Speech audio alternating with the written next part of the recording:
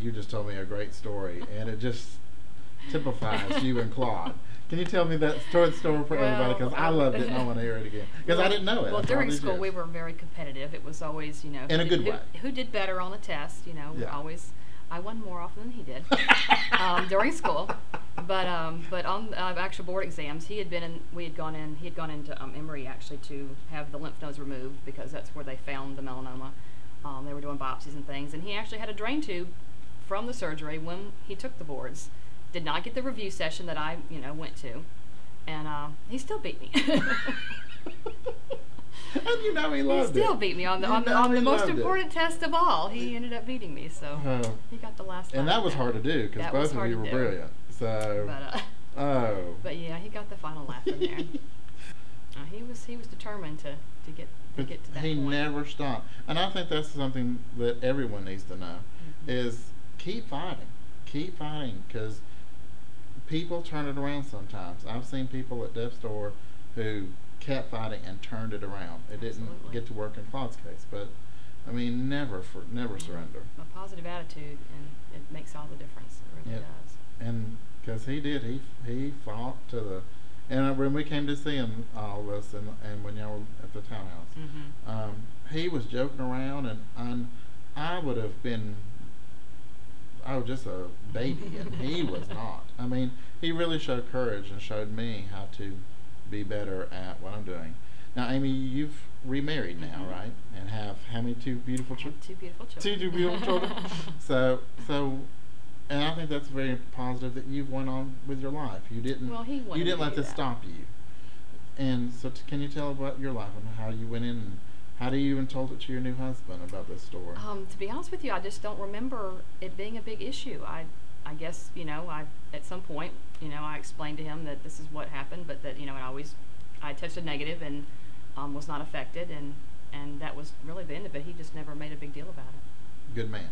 So. He's a good man, isn't he? Absolutely. Yeah. Yes. So, and the two children are how old now? 14 and 9. 14 and 9, and you're still looking for We try. So, do the kids ever talk much about Claude? Do they know? No, they know. him? They've met his parents. They when they were very young, I used to take them over for her to see them. His mom, especially. I used to, I try to keep in touch with her, and because we went through a lot together, and no one cared about him more than she did. But yeah, we've always been close and kept in touch, and so she's watched my kids grow up over the years, and so they know her, and my daughter that's older, she understands that I was married once before. I don't think the little one really kind of gets that yet, but she doesn't really ask me about it. I always, if it's me, I'd be real curious. If your mom was married to someone besides your dad, what was that like? But maybe at some point we'll have that little girl talk, and I'll explain a little bit more about what my life was like before I met them. So now, as she gets older and the teenage years start coming, and the boys start coming, and are you going to have the talk about safe sex? Oh, absolutely. We've already had that talk. Already? And she's absolutely. 14? So you're very progressive. That's Absolutely. very intelligent. Yes. When did you have the talk? Recently, or? Oh gosh, I would say probably about the time she hit puberty. Really? Oh yeah. Oh, she's very mature for her age, and but we discuss those things pretty openly. We're pretty close about that kind of thing, and of course I encourage abstinence. That's my personal preference for her. I do the same thing to my nieces too. But that there are other options out there if that's not the option. But she's young now, so we don't really hopefully have to worry about that for a little while. But we're pretty open about that, and I'm very serious about making sure that she understands those kind of things. So we've talked about those for a long time. Oh, that's a wonderful thing. That's a wonderful thing. If you wanted anybody out there to learn something from this, what would it be? Don't underestimate your friends. Let people know what you're going through. Get the help you need. Go to the doctor. Be treated. Now there's so many great drugs out there. People are living a very long time. It's not a death sentence like we used to think back then. That's true. And don't go it alone. There are plenty of people out there who are going through what you're going through. And if we'd had the internet back, then where you could, get in touch with people that are doing, it might have been a little bit easier for him to have someone else to talk to. But It just wasn't like that back then. It wasn't really accessible in that way. And that's kind of the reason why we're starting HIVtalkshow.com. Absolutely. So you can go on there and post what you're going through and not be alone. And Absolutely. And do all I think those that would have things. helped both of us quite a bit had we had that opportunity. But let the people in your life, if they care about you, they're not gonna. It doesn't matter what's wrong with you; they'll be there for you. Yes, But get into treatment. It's essential that you get medications.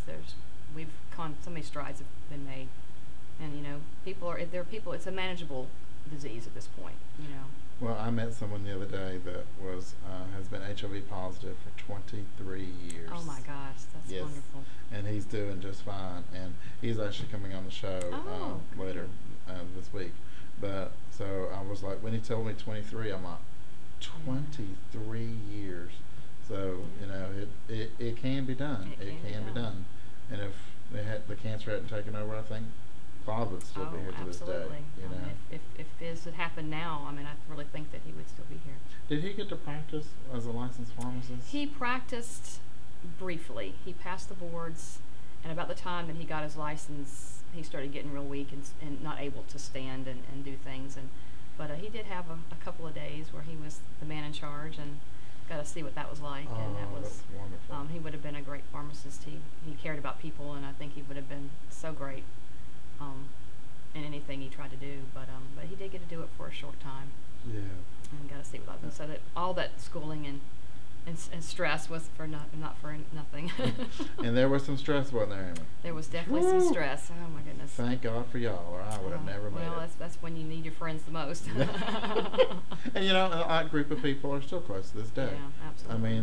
We met some great people while we were there. Yeah. And that was just a wonderful experience. What is your number one thing you love to do? I love the fact that you do this. I love to go to concerts. You're our concert girl. I love girl. to go to rock concerts. You would yes. never think the little pharmacist in the back is, because you go like to some.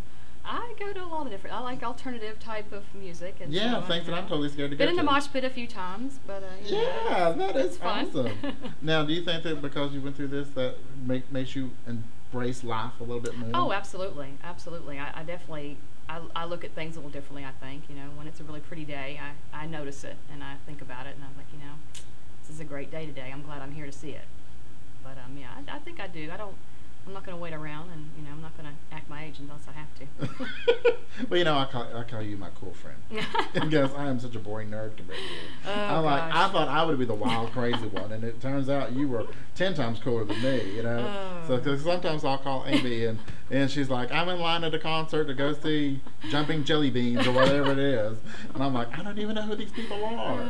So because what concert did we go together to see?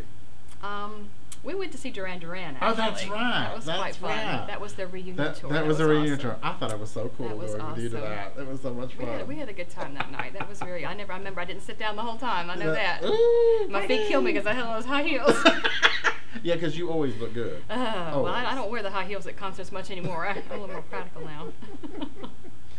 Well, I'm glad that you came on the show. Thank you so much. I'm glad I got to do this. I know Claude would be happy that we did this together today. And he was. I think you said it all. He was a fighter. He got into therapy quickly. He never gave up. No. And he taught us a good lesson that we still hold in our hearts today. And I know that day I can definitely say a month does not go by I don't think about him. So he was a wonderful guy. And you're a wonderful friend. I love you. I love you too.